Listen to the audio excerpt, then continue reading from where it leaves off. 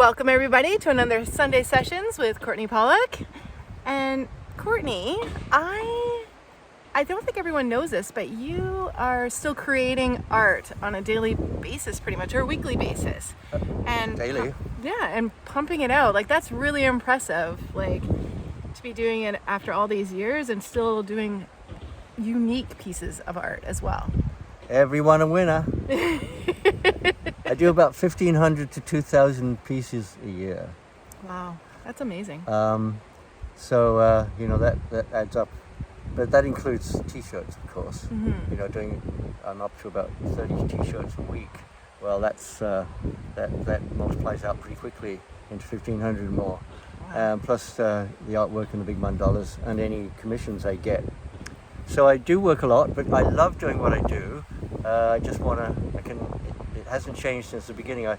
I can't wait to open the next, what my latest pieces of work and see, What you've created. what I've got. And, every now and then I hit on something that's, better than anything. Excellent. Everything I try and make better than anything, of course. But, so yeah, it's still ongoing. CourtenayPollock.com, that's my site. That's right, and you can find all your original prints as well as... Not prints. No, sorry, Originals. originals, as well as a link to your other... where prints are made. There right? are prints. We have prints of my fine art, not t-shirt stuff, but the actual panels. Mm-hmm. We have prints of those designs on apparel and also on metal prints. So you can get a big 8-foot by 8-foot mandala on anything from a 20 by 20 to, a 40 by 40 inch square on a metal print. And they are absolutely fantastic. They're gorgeous. They are so sharp. Yeah. And of course they're affordable and they're ready to hang. You just hang them up. It's a finished. And they're nice and lightweight too. Lightweight. You can actually hang them on a push pin. Wow. But beautiful. I've got several of them. I'd like to get more. But I don't have much wall room in my little cottage. Anyway, yes, it's still ongoing. Fabulous. Well, on to the next episode, and hope you enjoy. Thanks, Courtenay. Thank you, Heidi. So I had mentioned Roger Lewis, and he and I, he was a good tennis player. Of course, he grew up with all of the accoutrements of wealth, I guess. They had the swimming pool and the tennis courts and pretty much anything they wanted. A successful family, and he was a very smart man, and but he invited me to go play tennis. I'd never played tennis, but I'd always wanted to.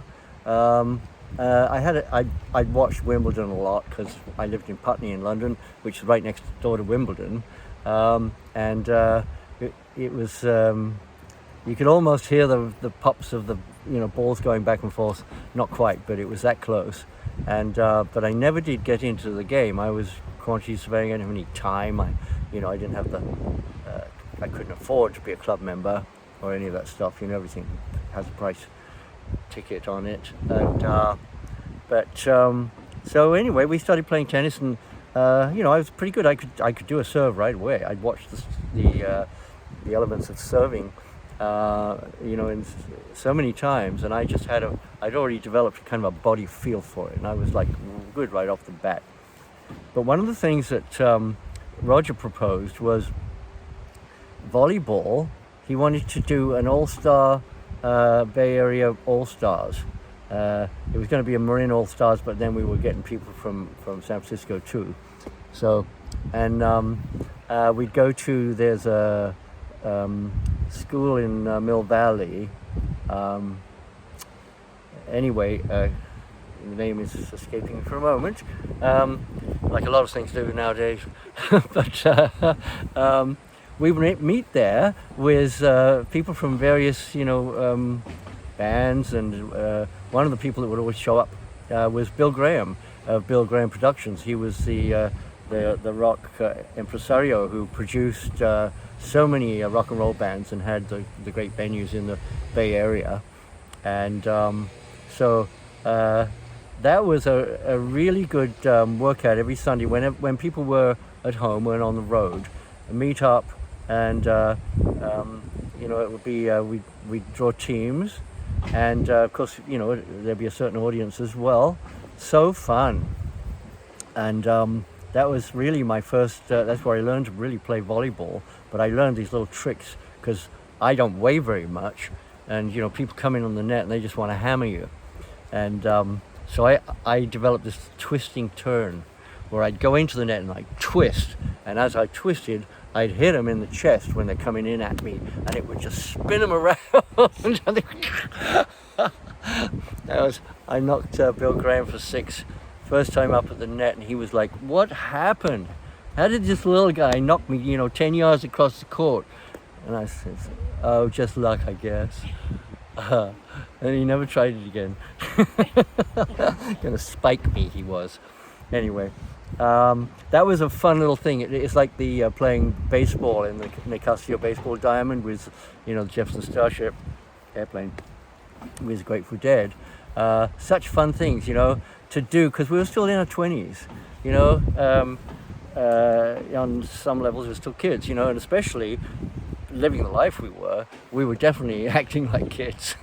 I mean, we had responsibilities, but you know, the whole thing was carried off as if the, you know, every day's forever, the world will never end, and you know, life is forever. And when you're in your, you know, 20s and less, you know, it really is forever, it seems like. So it transpired that the Rakow, the owners of that property, decided they were going to sell it on or do something with it. So I got notice, and Roger Lewis had found this place in Novato, which is the last town, northern town in Marin off the Highway 1, which became, you know, the big freeway, Highway 5. When I first got to Marin, it was just little country roads going all over Marin. There was one traffic light in the entire county, and that was in San Rafael, and it was just like a 2-lane road. And I think there might have been one more in Novato. But anyway, 2 years later, they built an 8-lane freeway right through, straight to San Francisco to the Golden Gate Bridge. And within no time at all, it was like chock-a-block traffic both ways, you know, for rush hour. It was just a phenomenal growth. And of course, San Francisco, it was a dormitory town for San Francisco, and you know, a lot of that industry that went on in that area. But anyway, so Novato is a little further north, and he had this a little ranch place, and invited me, you know, to come live there. So I turned there was a little barn kind of building that I turned into a studio cottage, and lived there. And that was delightful. The main house had these 2 lovely girls living there, Rahana and Dory, and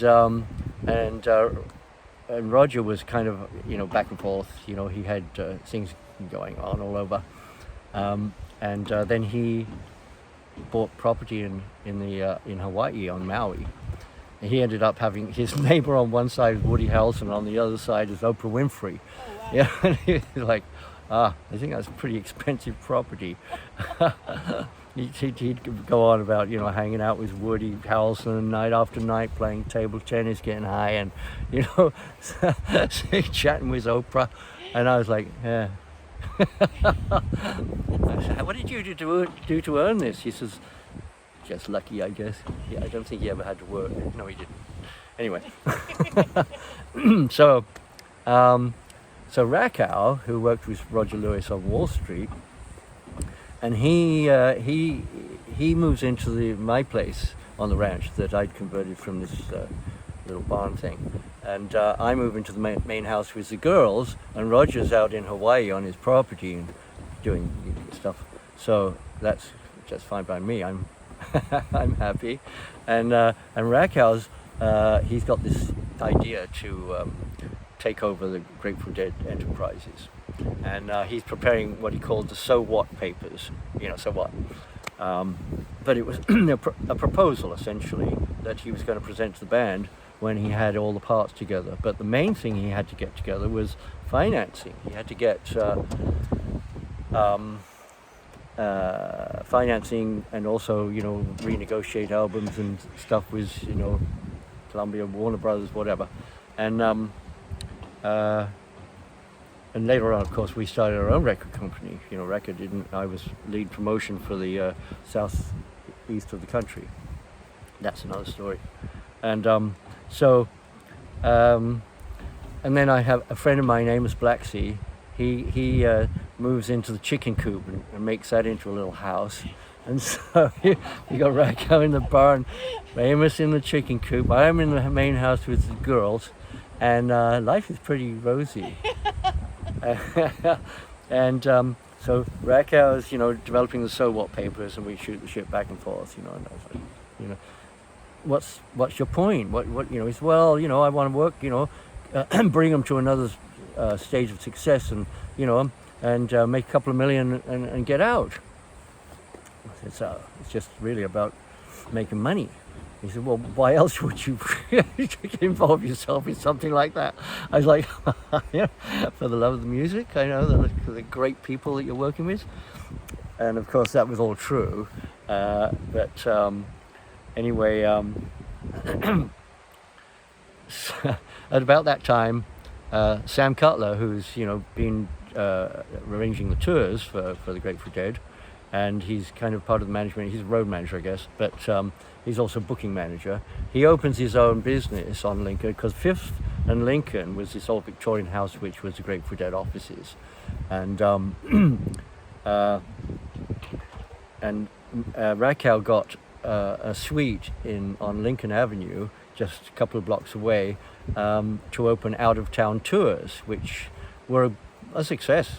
And he dressed it out beautifully. He had this handmade table that you could seat 25 people. It's all carved from amazing wood.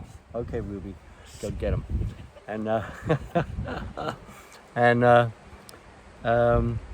so he was running that enterprise. Meanwhile, Frankie, she wanted, trying to keep everything in-house, because you're booking out air flights all over the country, or sometimes across to Europe, at great expense. So she has a brilliant idea to start our own travel agency. She calls it Fly By Night Travel. It's a perfect name. Fly By Night Travel. Here today, gone tomorrow. And sure enough, she was booking out, the tours through her travel agency, which was good. It was a great idea. It did save some money. But, it's a job, and you've got management, and you've got to do all this stuff. So meanwhile, Rakow had said, well, the Fifth and Lincoln offices, when I move in, and now he was kind of about to sell his idea to the band. And the last stage was to go back to Boston, where he had some contacts, and get a Boston banker to finance the whole enterprise. And so he said, well, what I would like is for you to renovate Fifth and Lincoln, the rooms in the old house. Now I grew up doing that work. It was built in the old-fashioned style with plaster and lath, and casement windows with the weights and pulleys and all this stuff. So I knew all that stuff. Is it lead paint? A lead paint. Get another dose of lead paint, right? And so I employed Amos Blacksea, who was staying in the chicken coop, and he and I were, pals. Great rapport, and he had contact with another fellow, and brought him in. So there was three of us doing the renovations, and I would basically train them up on every aspect of, whether they thought they could paint or, scrape or plaster work or whatever. I would gen them up on it before I set them loose. We'd work nights. We'd go into the office in the evening after the people left the offices, all the office crew, and we break down room by room, cover everything, and whatever room we're currently working in. We usually work not more than 2 rooms until that was complete, and move into other rooms. Some of them needed extensive work, like pinning back the plaster and replastering, and doing those kind of reconstructions. Anyway, we'd work in there all night, and in the morning, put everything back to normal, air the place out for paint fumes and stuff like that. And then of course you're wallpapering and painting and, you know, doing the finish work. That was an interesting project. But in the middle of one night, we've got all the doors and windows open. It's probably 2 or 3 in the morning. I'm working in this one corner of the main office that goes out to where the staircase is, and there's another 2 rooms. And the one guy's working in the back entrance, and there's the other guy working in the kitchen. And so we're just humming along, you know. We don't have music playing or anything like that. But as I said, all the windows are open. And suddenly, a noise like a pistol shot going off. You know, a really sharp crack, and and then one by one, all the windows came down, throughout the whole place, and this bolt of light flew in through the wall, shot around the room, and came in and went right through the center of my forehead, and then came around the room and then went through the side of my head and out through the other side, through the wall. And No way. and they all saw it. They were all in line with me, and they saw the bolt of light and saw it, and they said, "It went right through your head." I said, "Yeah, twice." And you know, whether or not I can't say there's no effects from it, you know, but what do I know? I'm just a mere mortal. But that was another, you know, thing with a sphere of light, but that was like a thunderbolt, but it didn't do any damage, but it did shut all the windows, and it all happened in a second. You know, it flashed through every room, and then it went out the building. And so that was a very interesting event that happened. And of course, eventually I got all the work done. I would just like put the offices back together, and then I'd go up into the main. There's an upstairs office that had a Murphy bed, and I would just bring, not a Murphy bed, one of those Chesterfields you could open. And I just like, you know, kept down for the, you know, until the offices were opened, and then I get going. And you start again, you know, 6 o'clock that same day. Eventually got it all done. You know, I was paying people, and Rakow, he's like, so, it's all done, but you know, I need to cover we've got to cover all the materials. How much the materials? I said it's about, you know, $400 or $500 in paint and wallpaper. I just wanted a $300 paint job. I said, well, that wouldn't have done anything for this building. It was an old building, and it really required and demanded, you know, that it was properly done, and now it'll last for another 10, 20 years. One thing I did keep, there were cartoons beautifully painted on some of the walls, on the stairway, and you know, there was a handful of them, like Pluto and what's the guy with the 6 shooters, and Desperate Dan. Yosemite Sam. Yeah. And characters like that, kind of Disney characters, you know, in the office. So I kept those. I just like, you know, painted around them. And so it was cute. So we still had the old world feel, and it was all renewed, redone, along with, you know, the cartoons still up. And it was nice. It was a nice touch. And then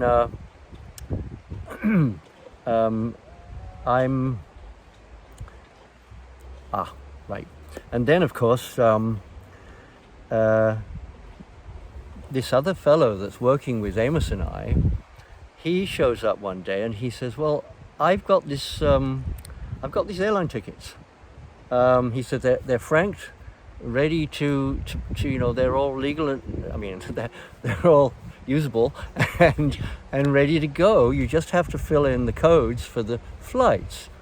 I said, well, you know, I know somebody's got a fly-by-night travel. You know, I can go in and get the codes and just, you know, print them in. So I bought $100 a piece. I got 2 tickets, one for myself and one for my housemate Jerry, who loved to travel. $100 each.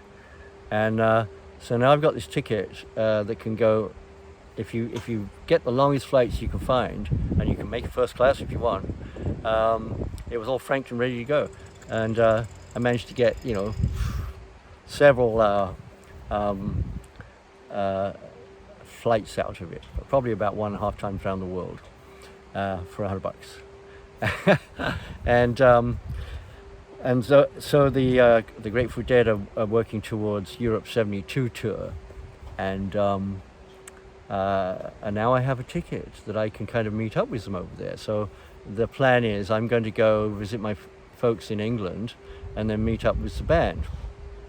And that's that story so far. Excellent. Thanks, Courtney. You're welcome. Thank you. That was awesome. And thanks for joining, guys. And we'll see you soon. Remember, like and subscribe to hear more of his stories. Have a good one. Thank you. Bye.